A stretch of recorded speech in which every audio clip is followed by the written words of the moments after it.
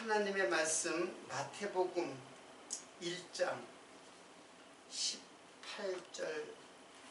18절부터 1장 마지막 절까지 오늘 예수님의 탄생에 대한 말씀인데 제가 공독해 드리겠습니다. 예수 그리스도의 나심은 이러하니라.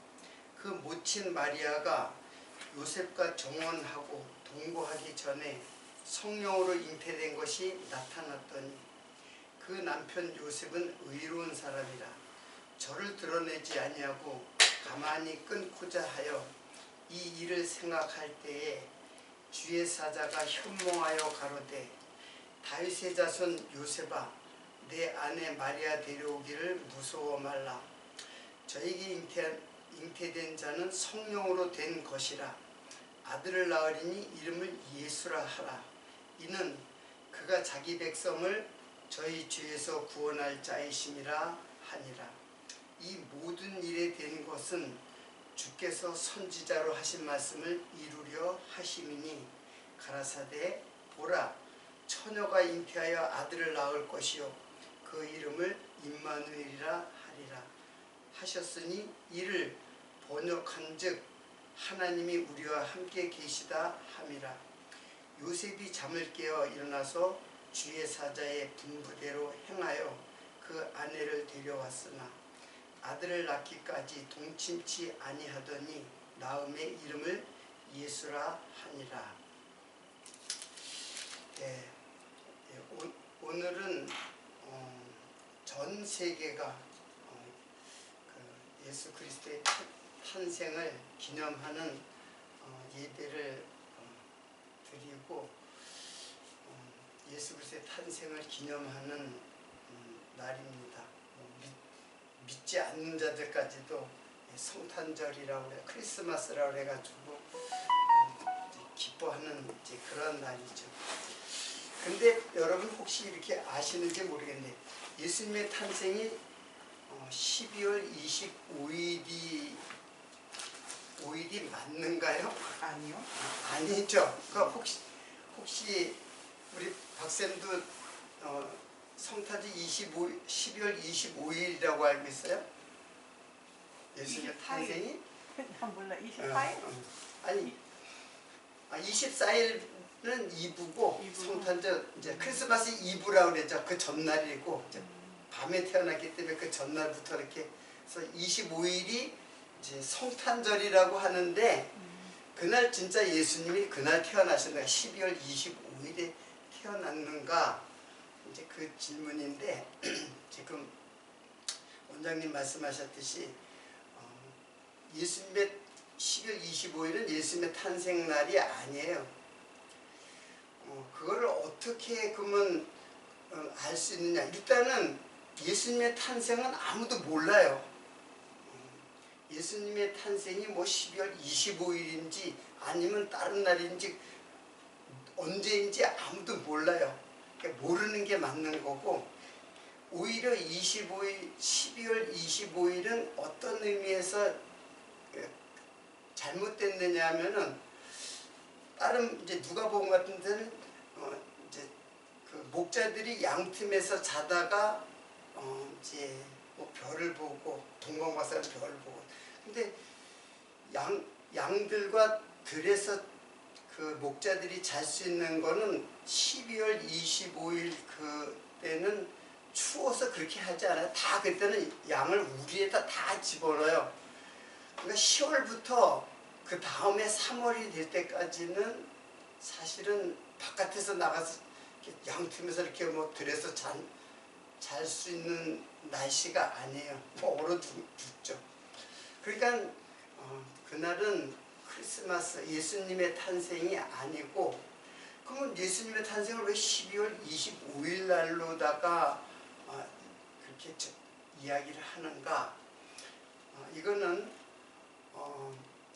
이제 로마가 그리스도 이제 그 기독교를 이제 굉장히 탄압을 했죠. 탄압을 계속 하다가 한 4세기 됐을 때 콘스탄티우스라는 황제가 기독교를 갖다가 이제 믿기 시작했어요. 황제인데 다른 황제들은 계속 박해를 했잖아요. 근데 이제 그 어머니 때문에 이제 기독교를 믿게 되고, 그리고 나중에 기독교를 이제 공인하게 돼요. 그래서 박해가 끝나요. 정확하게는 콘스탄티우스 313년에 기독교를 공인해요. 그 다음 왕이 이제 기독교를 국교로까지, 그러니까 박해하던 기독교를 이제 공인하고, 그러니까 박해가 이제 끝나고, 그리고 기독교를 나중에는 그 나라의 국교로 만들어요. 그러면서 이제 교황 시대가 이제 열리게 되는데, 황제 시대에서 교황 시대로 열리게 돼요. 근데 처음에는 약간의 교황과 황제 간의 갈등이 좀 있었겠죠. 누가 더 우위를 차지하느냐. 혹시 이제 역사를 이제 공부하면은 카노사의 굴욕이라는 사건이 있어요.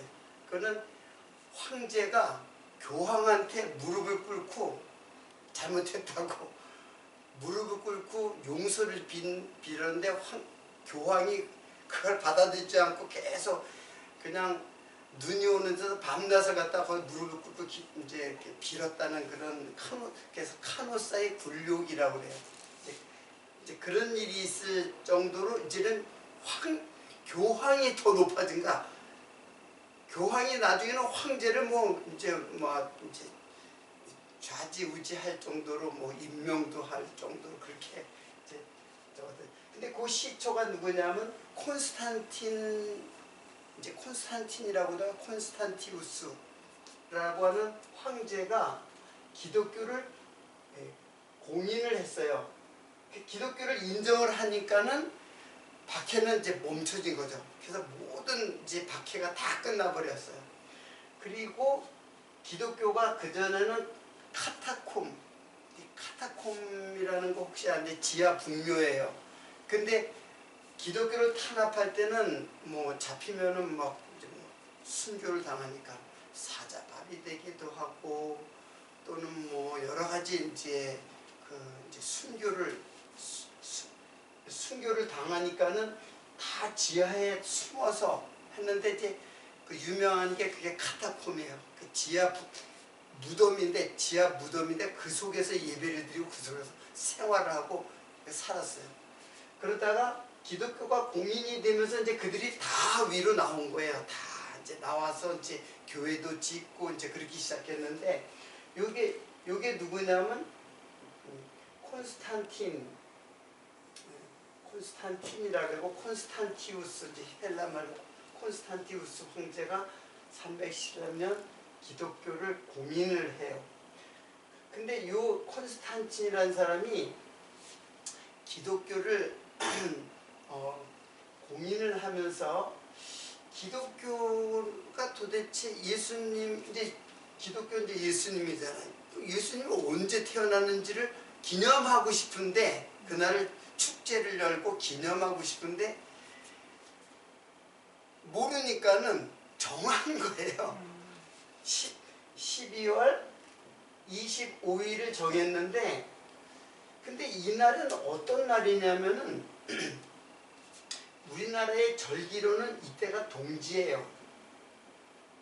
동지가 며칠 전에 있었죠. 월요일이 동지였어요. 근데 이제 동지는 우리나라의 양력으로 하면은 이제 음력으로다가 동지이기 때문에 정확하게 이 날하고 맞지는 않지만 그 당시에 아마 동지였을 거예요. 그 동지는 해가 가장 짧은 깊은 밤이에요. 그러니까 밤이 아주 길고 깊은 밤이 이제 동지예요.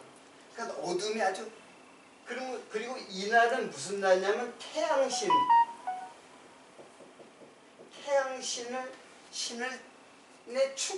축제의 밤이에요. 태양신을 축제하는 제사를 드리는 축제의 밤이 25일에, 그걸 갖다가 콘스탄틴이 그날을 갖다가 예수님의 탄생으로 바꿔버렸어요. 그랬는데, 그러니까 당연히 예수님의 탄생 날짜는 아니죠. 근데 이것도 어떤 의미가 있는 것은, 동지는 밤이 가장 긴 날이에요. 하지는 그 밤이 가장 짧은 날이죠, 반대로. 근데 밤이 가장 긴 날이고, 그 이방 신의 그 축제는 성이 개방이 돼요. 그날은 성이 개방이 되고, 이제 사제라는 여사제들이 있거든. 이제 그들이 다 창녀들이에요. 쉽게 말하면 창녀예요. 그날은 그냥 아무하고나 성이 개방이 돼가지고, 그러니까 깊은 밤에, 그 죄악이 깊은 밤에 그 태양신을 갖다가 축제를 하는 축제의 밤이 그 사실 12월 25일이에요. 근데 어떤 의미는 또 나름대로 어떤 의미를 해석할 수는 있어요. 이날에 가장 깊은 밤에 예수님께서 빛으로 오셨다라고 하는 의미를 부여할 수는 있어요. 뭐 그렇게 의미를 부여하고 싶죠, 우리는. 그런 어떻든 간에 12월 25일은 크리스마스, 예수님의 탄생은 아니다. 오히려 예수님 탄생 아닐 가능성이 더 많은 거예요. 아까 이야기한 대로 다른 누가복음에는 추운데 양틈에서 목자들이 들여서 그냥 자는 수는 없거든요. 자, 그래서 12월 25일이 성탄절이 아닌데 그날을 정한 것뿐이고, 또 한 가지 이제 십자가라는 것이 있잖아요. 이 기독교가 무슨 표식이 있어야 되는데 표식이 없는 거예요. 박해 시대 때는 그들의 그리스도인들의 표식이 사실은 물고기였어요. 이게 이제 물고기가 이제 이건 나중에 이제 설명하겠지만 이게 다 이제 의미가 있어요. 그 헬라어로 보면은. 근데 예수님의 그 기독교의 표식이 없기 때문에 십자가를 갖다가 표식으로 삼은 거예요. 십자가를 표식으로 삼은 것 뿐이에요. 사실은 예수님이 십자가에 돌아가셨는지, 그 당시에 그 십자가에, 우리는 십자가라고 했는데 십자가 이제 그 어원을 보면은 그냥 기둥이에요, 기둥. 세워졌다라는 데서부터 어원이 왔기 때문에 그냥, 그리고 기둥이에요. 기둥이라는 의미는 약속한다는 의미가 있어요. 약속을 세우다라는 의미. 그러니까 십자가가 세워졌는지, 기둥이 세워졌는지, 아니면 이제 고중에 보면 이제 Y자로다가 이렇게 돼 있고 T자로도 돼 있어요. 여러 가지. 그러니까 십자가인지 기둥인지 Y자인지 T자인지도 사실은 몰라요. 그렇지만 콘스탄틴 대제가 기독교의 표식으로 십자가를 갖다가 이렇게 삼은 거예요. 그러니까는 사실은 예수님이 이렇게 죽으셨는지, 아니면 이런 기둥에 돌아가셨는지도 사실은 고증이 분명하지가 않아요.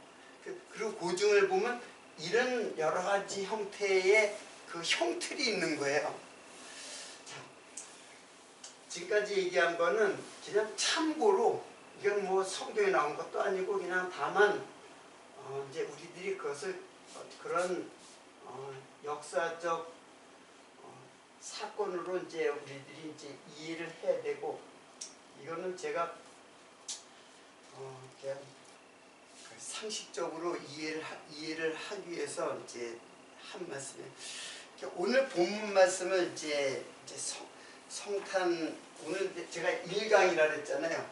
근데 이제 1강이라고 한 거는 제가 적어도 몇 강을 갖다가 계속 할 거예요. 한 달이 될지 두 달이 될지 모르게. 하여튼 제가 처음에 처음에 성경의 파트를 이렇게 세 개로 나눴다 그랬잖아요. 이게 구약이고 구약의 예언이고 요게 복음서고 요게 서신서고. 그래서 제가 구약을 10개 강을 통해서 구약을 일단 크게 개념적으로 설명을 한 거예요. 일단 개념적으로. 그리고 지난주에 이제 우리 박쌤은 안 왔지만 구약 전체를 성전과 그리고 이스라엘의 역사를 통해서 구약 전체를 갖다가 개념적으로 이해를 하는 강의를 했어요.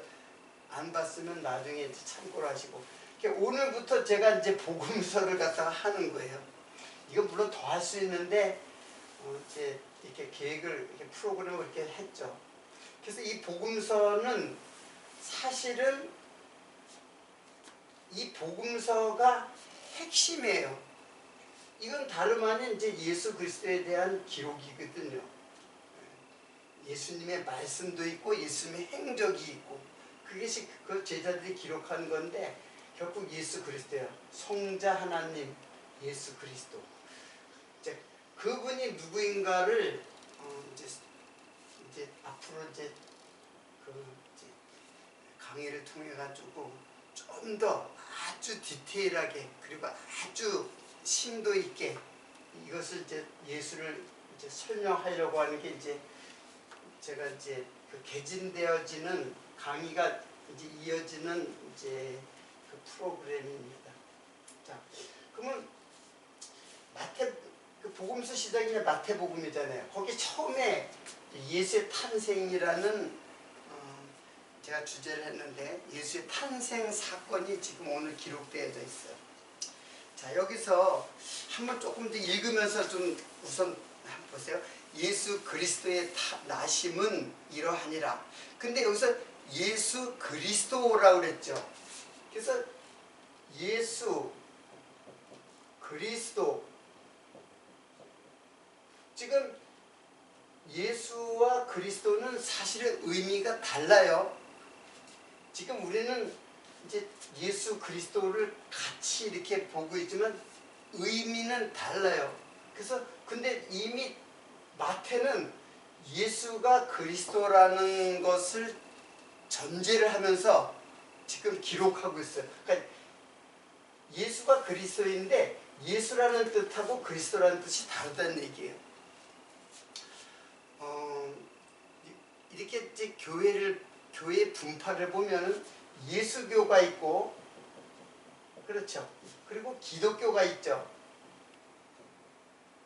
예수교 장로회도 있고, 기독교 장로회도 있고, 감리교회도 이제 감리교도 이제 예수교, 기독교 앞에 그런 게 붙어 있어요. 근데 이제 그게 무슨 뜻인가를 이제 알아야 되는데 사람들은 그 뭐 깊이 있게 생각을 안 하는데 기독이라는 말은 그 한자로 그리스도를 기독이라고 표기를 해요. 기독이라는 게 이제 그리스도라는 뜻이에요. 그리스도. 자, 그러면 여기서 처음에 시작하자마자 예수 그리스도라고 그랬어요. 근데 예수는 예수고 그리스도는 그리스도예요. 근데 그 예수가 그리스도다라는 것이 우리의 신앙의 가장 중요한 그 개념이에요. 그럼 일단 오늘은 예수의 이름을 갖다가 이제 거기 한번 예수의 나심은 이러하니라. 그 모친 마리아가 요셉과 정혼하고 동거하기 전에 성령으로 잉태된 것이 나타났더니, 이제 요 사실은 이제 다른 복음서에 자세히 나와요. 요셉과 마리아가 정혼을 했어요. 이렇게 정혼을 했는데 동거하기 전이라 했잖아. 거기 정혼하고 동거하기 전. 정혼하면 우리는 결혼하면 동거하잖아요. 근데 정혼을 하는 거는 정혼은 그 정혼 기간이 있어요. 정혼하고 진짜 혼인하는 기간이 있어요. 이게 이제 대략 1년이에요. 그러니까 정혼 우리나라의 그 약혼하고 비슷한데 비슷하면서 달라요. 이 이제 시부리의 그 이제 결혼 풍속인데 일단은 결혼을 해요. 정혼을 해요. 혼인을 결정했다는 얘기잖아요. 근데 그리고 1년이 된 다음에 같이 동거를 해요. 이게 이제 진짜 혼인이죠. 그래서 이 준비 기간이에요. 그러니까 결혼하기 준비 기간이에요. 그런데 마리아와 요셉이 정혼을 했어요. 근데 동거하기 전에 동거하기 전에 성령으로 잉태된 것이 나타났더니 근데 그 사이에 마리아가 배가 부른 거야. 잉태를 한 거야. 그러니까 마리아와 요셉 사이에서 그 잉태된 것이 아니라 마리아에게 그냥 잉태됐어요. 근데 그것이 뭐라 그랬냐면 성령으로 잉태됐다고 하는 거예요. 성령으로 잉태돼 가지고 마리아의 몸에 잉태를 했어요. 그러니까 요셉의 씨가 아니에요. 그래서 요셉의 씨가 아닌 이게 하늘의 씨예요. 하늘의 씨. 이게 땅의 씨가 요셉은 땅이잖아요. 인생이잖아요. 하늘의 씨로 이제 마리아에게 잉태된 거예요. 이게 요 하늘의 씨, 요 씨가 바로 구약이에요. 구약. 그래서 구약에 제가 땅과 자손과 땅에 대한 약속을 했다 그랬잖아요. 구약을 통해서 자손과 땅을 약속했어요. 그 자손이 바로 씨예요. 이 단어가 이제 히브리 말로 제라라고 해요. 제라. 그 제라인데 씨라고도 하고 자손이라고도 해요. 그러니까 요 씨는 대개 이제 뭐 식물의 종자를 갖다가 의미할 때는 이제 씨라고 그러지만 사실은 사람을 말할 때는 자손이에요. 그러니까 자손과 씨와 그리고 밭은 뭐냐면 마리아가 밭이 되는 거예요. 그러니까 씨와 밭이에요. 이게 결국에는 씨와 밭이에요. 하늘의 씨가 밭에 떨어지는 거예요. 그래서 옥토에 떨어진다는 것을 의미하는 거예요. 이게 하나님께서 제가 구약을 계속 설명했지만 그게 다 땅과 자손에 대한 이야기다고 한 거예요. 그러면 이게 누구냐면 바로 자손이 예수 그리스도예요. 밭은 바로 교회. 물론 옥토라야 돼요. 옥토라야만 열매가 맺게 돼 있어요. 그러니까 다른 뭐 돌짝밭이라든가 길가밭이라든가 또는 이제 가시덤불밭 이런 데는 열매를 맺지 못하죠. 그래서 구약에 보면은 아브라함과 사라에게 약속을 하잖아요. 아브라함하고 사라에게만 약속하잖아요. 사라에게도 약속하거든요. 너 명년 임한테 아들을 낳는다. 그러니까 하나님이 약속한 자손, 약속한 땅이라 해야 돼요. 그러니까 구약에 보면 이제 사건이 있는데 사라를 갖다가 누이라고 속여가지고 아비멜렉이 취하려고 한 적이 있어요. 왜냐하면 아브라함이 이방 땅에 가면은 이 아내가 굉장히 예쁜 놈 모양이에요. 사라가 이쁜 놈 모양이에요. 그래가지고 자기 아내라고 그러면은 이 아내를 빼앗아가고 자기는 죽을까봐 겁이 나가지고 목숨이 죽을까봐 부부라고 하지 말고 우리 누이라고 하자. 이제 그렇게 한 거예요. 그 누이라고 하면은 이제 자기 목숨을 보존하기 위해서 그렇게 했던 거예요. 그래서 애굽에서도 애굽 왕이 사라를 취하려고 한 적도 있었고, 그리고 아비멜렉이 사라를 취하려고 했는데 그때마다 하나님이 막아버려요.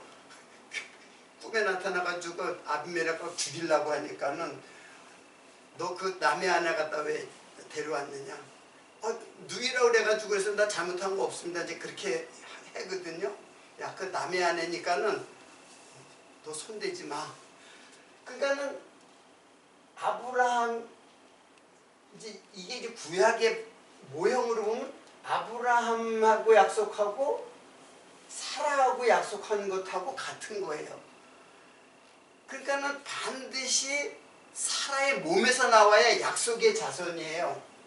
예수님의 탄생도 마찬가지고.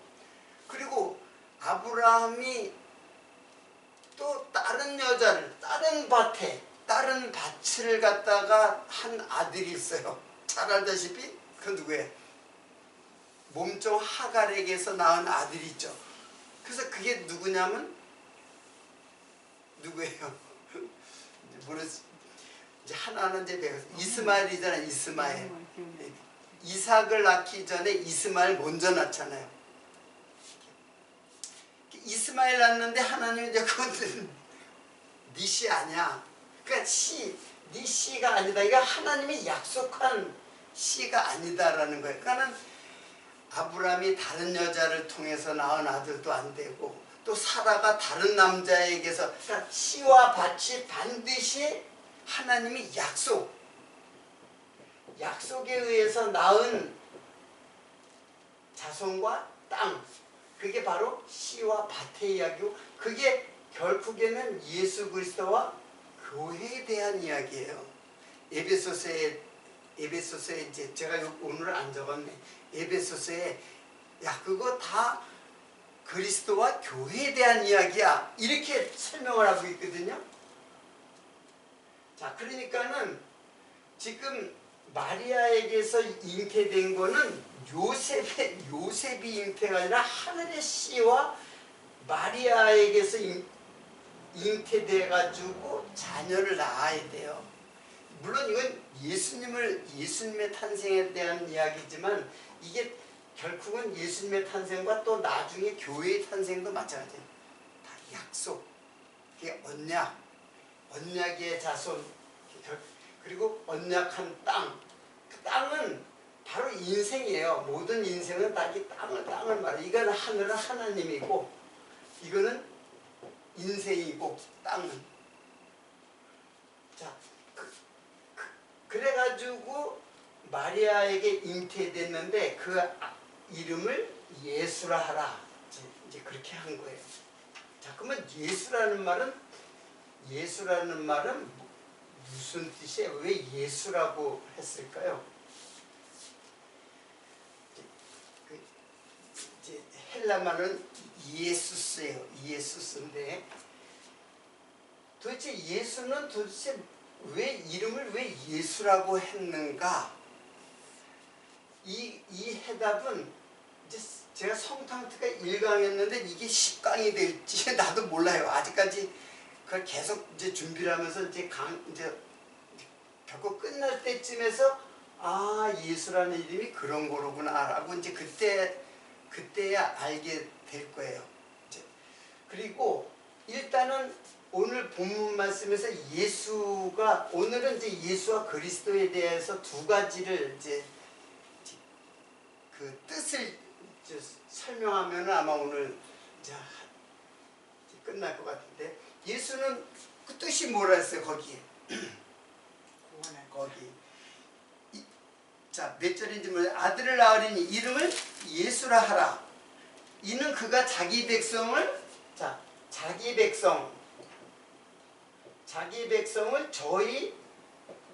저희 죄에서 뭐 할 자? 구원할 자. 그러니까 구원자예요. 구원자. 자기 백성이 바로 누구예요? 약속한 밭이에요. 약속한 땅. 저희 죄에서 구원할 자. 그러면은 여기 구원, 오늘은 요것만 설명하다 보면 이건 아마 못할 가능성이 많은데 좀 설명이 길어서 누가복음 2장 11절을 한번 보세요. 예수님의 탄생은 마태복음하고 누가복음 두 복음서에만 있어요. 마가복음에도 안 나오고 요한복음에도 안 나와요. 누가복음 2장 11절. 오늘날 다윗의 동네에 너희를 위하여 구주가 나셨으니 곧 그리스도 주시니라. 여기 구주가 나셨으니 그리스도 주시니라. 이제 그렇게 했어요. 그러면 여기 구주라는 말은 소텔이에요. 소텔. 이제 소텔인데 요 이사야서에 보면은 일단 요거부터 설명을 하고 이사야 보겠습니다. 요 소텔, 구주. 이게 구주가 이 말이에요. 이제 구원자나 구주나 똑같은 말이에요. 구원자고 구원주예요. 그리고 그리스도라는 거는 이제 다음에 설명하지만 일단은 이 뜻이 뭐냐면은 기름 부음을 받은 자, 그런 뜻이에요. 이거는 구원자고 이거는 기름 부음을 받은 자예요. 그리고 이거는 히브리 말로는 메시아예요. 메시아. 그러니까 메시아가 뭐냐면 기름 부음을 받은 자라는 뜻이에요. 그게 그리스도라는 뜻이고. 그러니까는 예수는 구원자고 메시아는 기름 부음을 받은 자. 일단은 그렇게 이제 알아야 돼요. 요건 히브리 말이고 이건 헬라 말이에요. 헬라 말로는 크리스토스. 자, 그러면 요거는 구주고 요거는 기름 부음 받은 자고, 그리고 주신이라. 여기 주는 큐리어스예요. 큐리어스. 조금 이제 정리를 좀 해야 되는데, 보세요. 요 큐리어스는 이거는 하나님이에요. 큐리어스는 주라는 거는 하나님이에요. 그런데 이 헬라 시대, 이게 헬라 말이거든요. 헬라 시대에 넘어오면 헬라 시대에는 자기 집의 노예가 주인한테도 큐리어스라고 그래요. 주. 그리고 선생한테도 주라고 하고, 그리고 황제한테도 큐리어스라고 그러고. 그러니까 큐리어스가 원래는 하나님을 의미하는데 그걸 인간들이 다 주인 노릇하는 거야. 그래서 막 사용을 해요.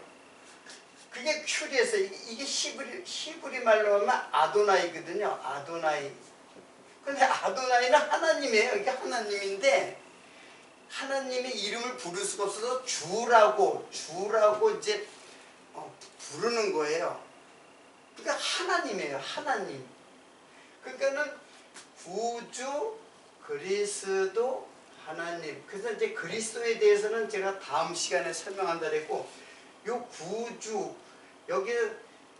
여기에서 구원자인데 구원주죠. 이게 이제 구원하시는 하나님.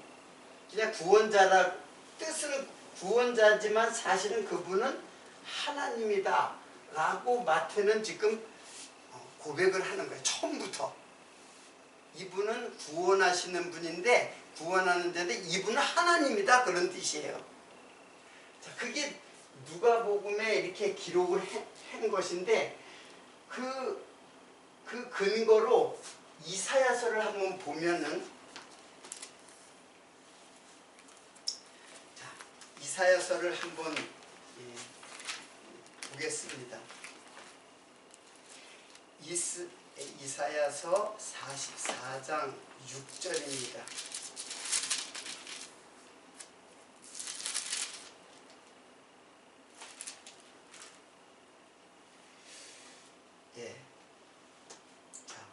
제가 읽겠습니다. 이스라엘의 왕인 여호와, 이스라엘의 왕 통치자가 여호와다. 사실은 왕하고 주하고 같은 거예요. 성경적 개념은 여기에 점 하나 찍으면 이제 이게 하늘이라는 뜻인데, 땅에서는 왕 노릇하지만 사실은 하늘의 왕은 주죠. 근데 이제 이스라엘은 땅의 백성들이니까 너희들의 왕이다, 내가 주다, 그런 뜻이에요 사실은. 그러니까는 이스라엘의 왕, 그러니까 이스라엘 백성들은 땅의 백성들이니까는 이스라엘 왕인 여호와가 이스라엘의 구속자인 만군의 여호와, 지금 구속하시는, 구속이나 구원이나 똑같은 말이에요. 구속하시는 왕, 결국 구속주, 그게 누구냐면 여호와다. 그러니까 여기에서는, 이사야서는 여호와라고 그러는 거예요. 그런데 마태복음도 그렇고 누가복음도 그렇고 신약에서는 누가 구속주예요. 지금 아기 예수가 탄생했는데 바로 그리스도 구주라 그랬죠. 이 구주와 구속주가 똑같은 말이에요. 단어가. 이거는 저기 히브리 말이니까는 소텔이고, 소텔. 그리고 이거는 구약이니까 히브리 말, 요거는 헬라 말, 요거는 헬라 말, 요거는 가알이에요. 가알. 그러니까 소텔과 가알은 이제 히브리 말을 헬라 말로 다 번역했을 때 이제 소텔이라 그러는데, 소텔은 구주고 가알도 구속주예요. 똑같은 번역이 다른 것 같지만 사실 이 말은 똑같은 말이에요. 그리고 요 말을 요렇게 번역을 한 거예요. 그러니까 이제 소텔은 구주라는 걸 알아야 돼. 근데 가알의 뜻을 알아야 돼요. 이 가알의 뜻을 알면은 구속이라는 것이 어떤 의미인가를 알 수 있는 게 바로 히브리 말로 가알이에요. 자, 그러면 가알을 한번 생각해 보겠습니다. 가알이라는 거는 이거는 무슨 뜻이냐면 배상하다, 보상하다, 값을 치르다. 자, 이런 뜻이 가알이에요. 그러면 보상하다, 배상하다, 값을 치르다. 도대체 이 말은 도대체 이스라엘 백성들이 이스라엘 백성들에게 백성을 통치하는 법이 바로 율법이거든요. 그 율법은 두 계명으로 돼 있어요. 그 두 계명은 무엇과 무엇으로 돼 있냐면은 율례와 규례로 돼 있어요. 그러니까 율법은 두 계명으로 돼 있어요. 물론 10계명으로 돼 있는데 그걸 의미를 나누면 5개 해서 2계명으로 돼 있어요. 그래서 하나는, 2계명 중에서 하나는 율례고 하나는 규례예요. 율례는 사람과 사람 사이에 잘못할 수가 있죠. 예를 들어서 사람을 잘못해서 죽일 수도 있고, 또는 소를 갖다가 죽일 수도 있고, 실수로다 죽여. 그러면 죽여놓고 가만히 있으면은 그럼 원수가 되는 거죠. 그럼 뭐를 해줘야 돼요? 보상을 해줘야 되고 배상을 해줘야 돼요. 지금도 우리나라 법도 마찬가지로. 그러니까 보상과 배상을 하는 법이 바로 율례예요. 그러니까는 값을 치러야 돼요. 근데 사실은 요게 이웃에 대한 법이에요. 사람과 사람 사이 이웃에 대한 법이고, 그리고 규례는 뭐냐면은 하나님과 백성들 사이 이의 법이 규례예요. 그러니까 요게 그래서 이제 예수님께서 하나님을 마음과 뜻과 정성과 목숨을 다해서 하나님을 사랑하고 내 이웃을 내 몸과 같이 사랑하라. 그게 다 온 율법이 다 이 두 개로 다 이렇게 율법이 많이 있는데 그 모든 율법은 두 개로다가 두 계명으로다가 이렇게 매달려 있어요. 그걸 매달려 있다고 이제 표현하거든요. 그런데 이웃 사랑과 하나님 사랑, 그래서 규례는 이거는 다 제사예요. 이건 제사법이에요. 제사. 하나님에게 제사를 드림으로써 하나님에 대한 죄가 제사를 통해서 용서를 받아요. 그래서 사죄하는 법이에요.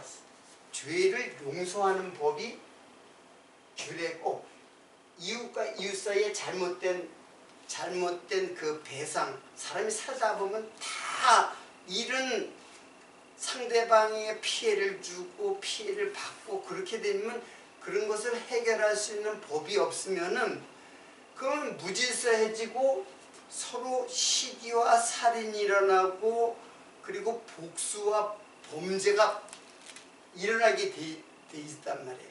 그걸 바로잡는 법이 바로 율례예요. 근데 가을이 무슨 뜻이냐면 그걸 배상하다, 보상하다, 값을 치르다 그런 뜻이에요. 그러니까는 만약에 배상을 안 해주면은, 보상을 안 해주면 그 원수가 되는 거예요. 그래서 적당한 가격을 갖다가 몇 배로다가 죽이면은 뭐를 이렇게 몇 배로 갚는다, 뭐 4배로 갚는다. 내가 잘못해가지고 소를 죽였으면 소를 갖다가 어떻게 갚는다. 그런 것들이 율례예요. 그 율례가 바로 율례의 법을 지키는 게 가을이에요. 그게 구속주예요. 그게 그 뜻이, 구속주라는 뜻이 가을인데 그 뜻이 이런 거예요. 그러면은 이게 뭐냐면은 사람과 사람 사이에 그 화목하게 하는 법이에요. 서로 원만하게 화목하게. 왜냐하면 원수가 되는 그 사이를 갖다가 율례를 통해서 화목하게 하는 거예요. 서로 화목하게 하는 것. 자, 그런데 규례는 뭐 하나님께 범죄한 것을 제사를 통해서 이제 용서를 받는 거고, 율례는 인간과 인간 사이. 근데 요거는 이제 율법을 내가 설명할 때 좀 더 자세하게 설명했는데 이제 너무 길어지기 때문에 일단은 화목이에요, 화목. 근데 이거는 이웃이고 이건 하나님이다라고 이제 그걸 구분을 하는데, 사실은 두 계명은 나중에 하나의 계명으로 하나로다가 통일이 돼버려요. 그러니까 이것이 사라지고 이것만 남아요. 신약에는. 그러면 이웃이고 누구냐? 이게 하나님이 육체를 입고 오신 예수 그리스도, 이게 이웃이에요.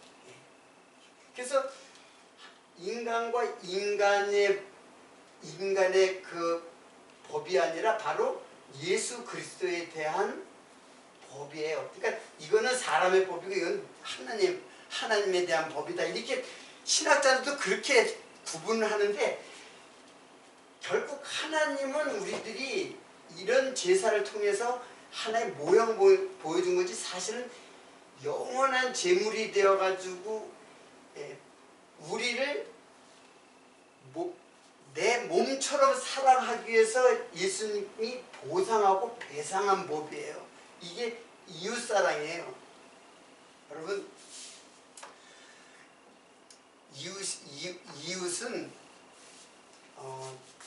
이웃의 개념은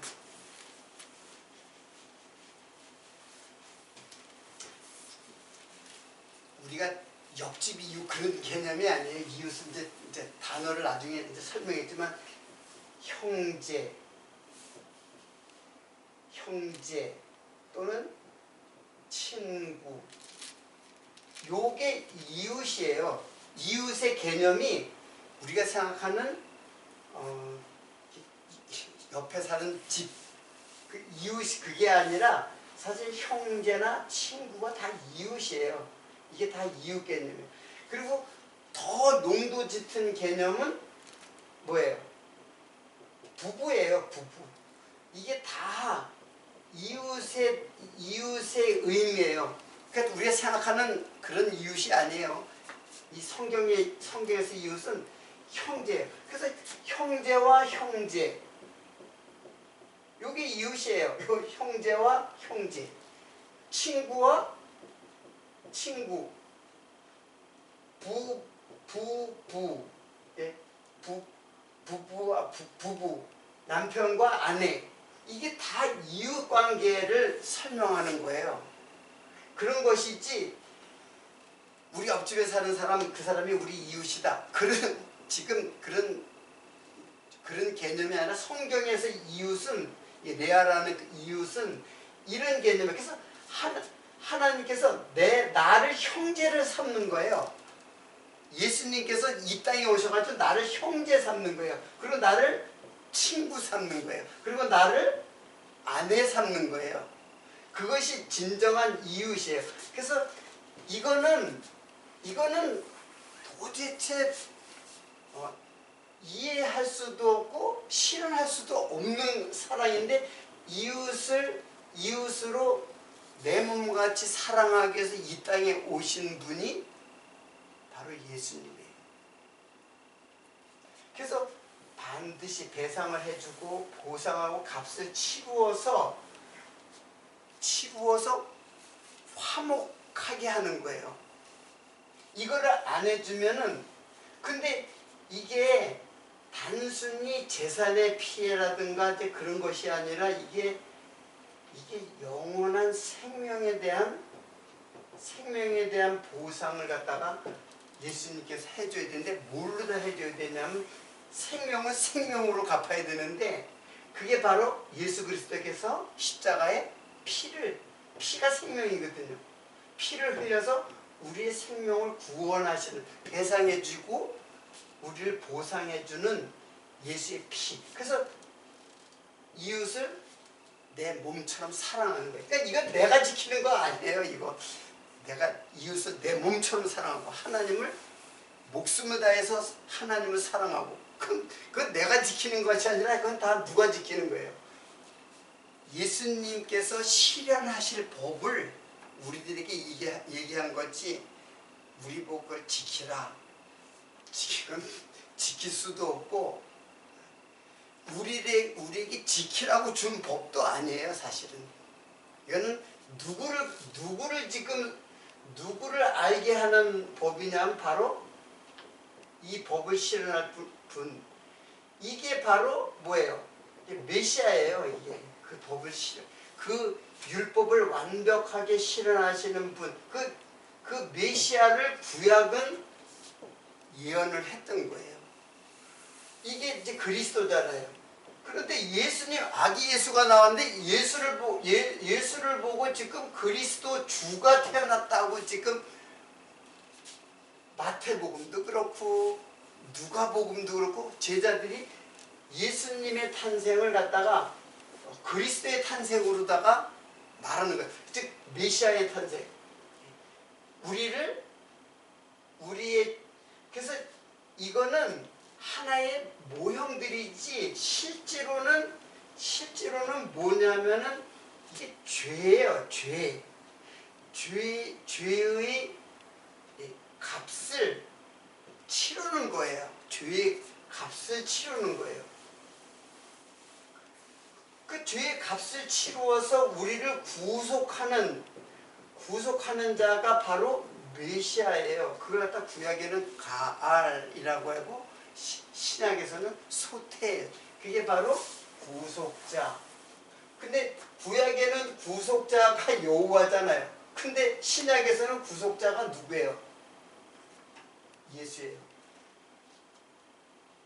근데 선생님 네. 쉽게 아주 쉽게 얘기해서 예수님이 구속자라는 게 저기 보면 저 율례에 사람과 사람 사이에 일어난 뭐 어떤 안 좋은 거, 이웃 간에 안 좋은 거 이런 거를 값을 치러주시고 보상해주시고 그냥 일차원적으로 그렇게 생각하면 안 돼요. 그러니까 예수님이 우리 인간 사이에 있었던 안 좋은 그런 거를 대신 희생해주시고 보상해주고 값을 치러주시는 분이어서 구속자 이렇게 해석하면 안 되는 거야?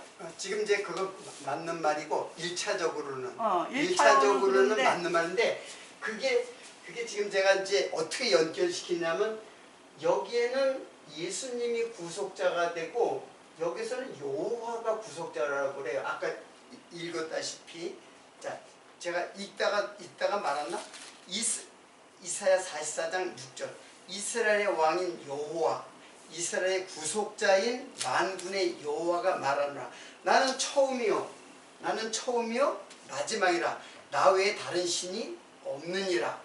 그러니까 하나님만이 구속자고 내가 처음이요 마지막이다 이렇게 말하는 여호와께서 지금 예수님이 구속자이고 그리고 요 계시록에 보면 내가 요걸 이렇게 썼는데 계시록에 보면은 이게 예수님의 말씀이에요. 그냥 여러분 그냥 듣기만 하세요. 내가 이렇게 마지막에 있는데 계시록 22장 13절에 보면 나는 알파와 오메가요 처음과 나중이요 시작과 끝이다. 이게 똑같은 말이에요. 여기에서 나는 마지막이요. 이건 하나님께서 그렇게 해요. 마지막이요. 그리고 처음이요. 먼저 차근차근히 하나님께서는 처음이요. 마지막이라고 그랬죠. 그리고 예수님께서는 뭐라 그랬냐면 마찬가지로 시작이요 끝이다. 처음이요 마지막이다. 똑같은 말이에요. 이 말이니까 이 말은 똑같은 말이에요. 그걸 하나님께서 하셨는데 예수님께서도 똑같은 말을 하는 거예요. 그리고 그 말을 할 때 구속자라는 말을 해요. 나 외에 다른 구원자가 없다. 그래서 유대인들은 여호와만을 하나님으로 믿어요. 그래서 근데 예수님이 오셔가지고 하나님과 동등되다고 하니까 예수를 죽인 거거든요.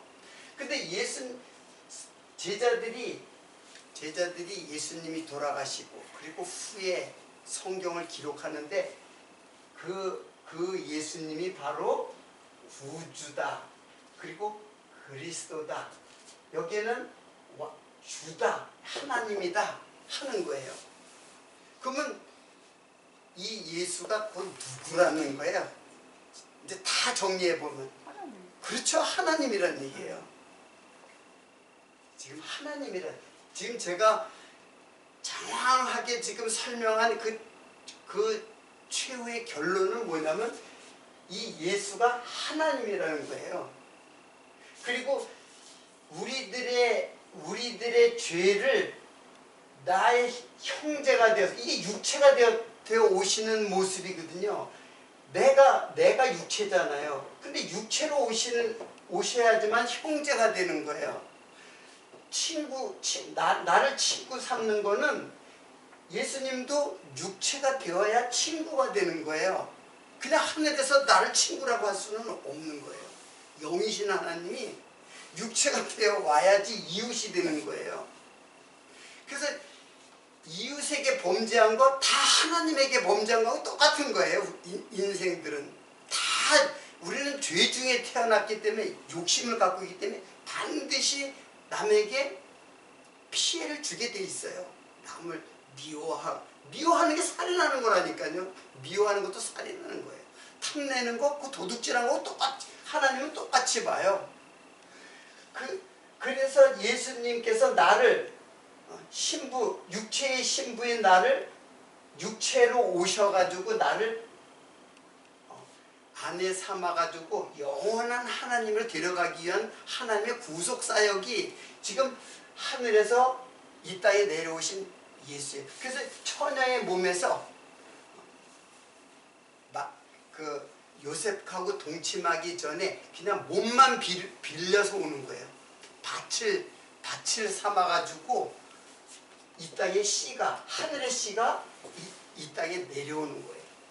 자, 이것이 지금 그러니까 예수는 육체로 오시는 분을 말하는 거예요. 육체로 오시는 분. 자, 육체로 오셔야만, 그래야만 제물이 될 수 있어요. 갚아줄 수 있다는 얘기예요.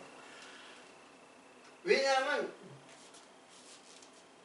육체로 온다는 거는 뭘 말하냐면 죽으러 오는 거예요. 죽으러 오는 거. 제물이 되기 위해서 온다는 거는 이게 제물이잖아요.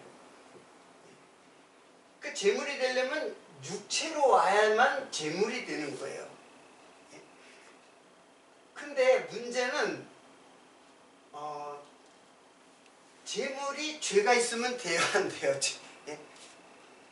저 사람의 죄를 내가 대신 갚아줄 때는 내가 깨끗해야 그 죄를 갚아줄 수가 있어요. 근데 나도 죄인인데 죄인을 갚을 수는 없는 거예요. 그래서 히브리서 요 한 절만 보고 이제 오늘은 이제 설명할 것도 이제 정리도 좀 덜 됐는데 요거 하나만 보고 오늘 일단 설명을 마치도록 할게요. 히브리서 4장 14절로부터 15절까지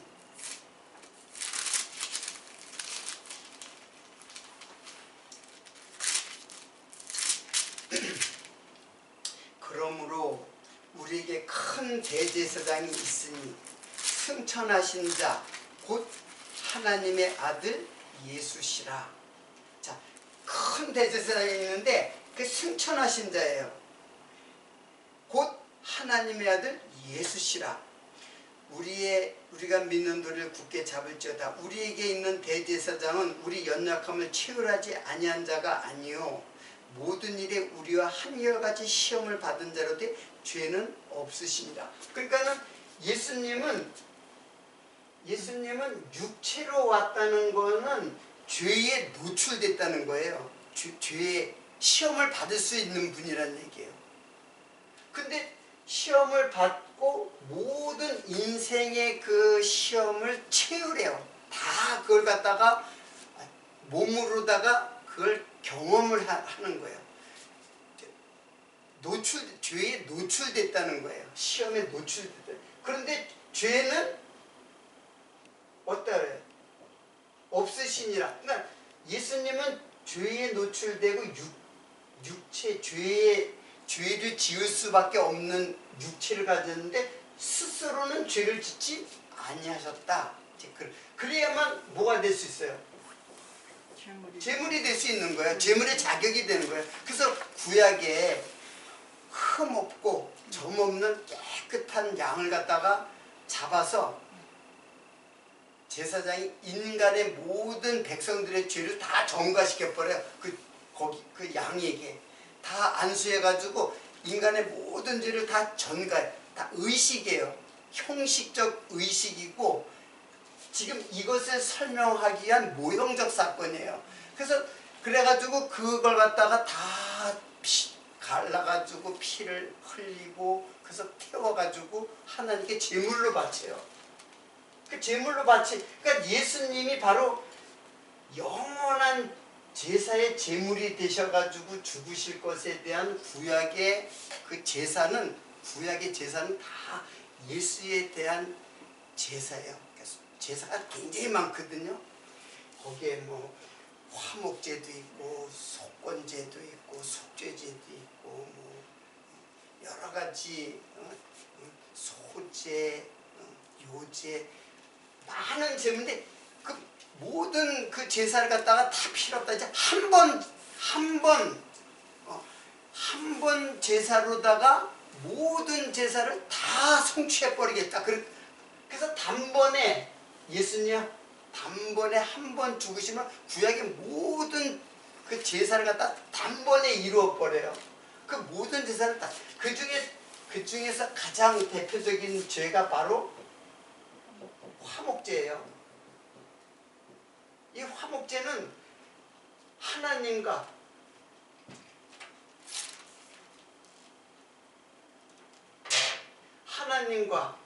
인간 사이 이 죄를 갖다가 하나님은 죄를 갖다가 조금도 용서를 하지 않는 분이에요. 죄를 갖다가 아주 싫어하시고 죄를 갖다 조금도 용서를 하지 않는 분이에요. 그러니까 죄와 관계없는 분이신데 인간은 많은 죄가 있는데 화목을 해야 되잖아요. 하나님과 인간 사이 원수된 죄 때문에 우리 인간이 원수되었거든요. 그렇기 때문에 꼭 제사를 지내가지고 구약은 제사를 지내가지고 하나님께 그 죄를 갖다 용서하는 사죄를 하는 제사를 드렸어요. 그래서 화목제가 있는 거예요. 화목. 하나님과 인간 사이에 화목하는. 그러니까 하나님과 인간 사이에 화목하게 하시는 제사. 그분이 누구냐? 바로 예수께서 화목제를 드려서 우리 인생의 모든 죄를 다 용서하시겠다는 하나님의 구속의 프로젝트예요. 이게 그렇게 다 구약을 세팅해 버린 거예요. 다. 그래서 그 약속대로 그 모형대로 실체 대신 예수님이 이 땅에 이 성탄 특강을 갖다 다 끝마칠 때는 이 예수가 사실은 하나님이에요. 하나님의 자신이 다 피를 흘려가지고 우리를 용서해. 이게 바로 이웃사랑이에요. 이웃을 어떻게? 내 몸처럼 살아. 이웃을 내 몸처럼 사랑하는 사람은 이 세상에 아무도 없어요. 한만 부부라고. 나도 우리 셋이가 있지만은 내 몸처럼 사랑한다? 그거는 불가능한 거예요. 제스처는 취할 수 있을지는 몰라도 그렇기 때문에 우리가 예수 그리스도의 그 화목제물 그걸 통해서 우리 인간은 조금 더 이게 설명이 필요한데 인간은 육체 호흡만 있는 거거든요. 육체 호흡이 끝나면 다 영원한 심판이에요.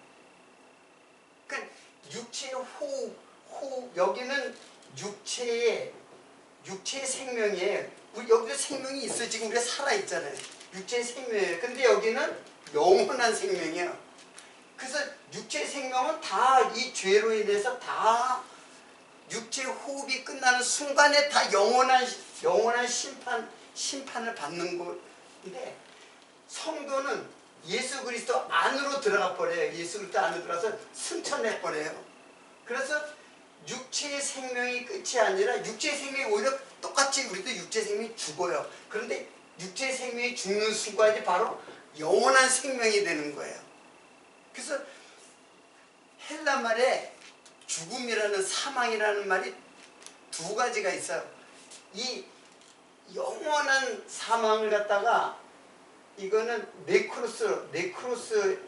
네크로스의 이것도 사망이에요. 근데 어떤 사망이 있냐면은 성경의 사망인 여기는 다나토스에 이것도 다 사망으로 다 우리말로는 다 사망으로 번역됐어요. 근데 단어가 다른 단어를 사용해요. 이거는 육체의 코의 호흡이 끝나는 순간에 영원한 사망.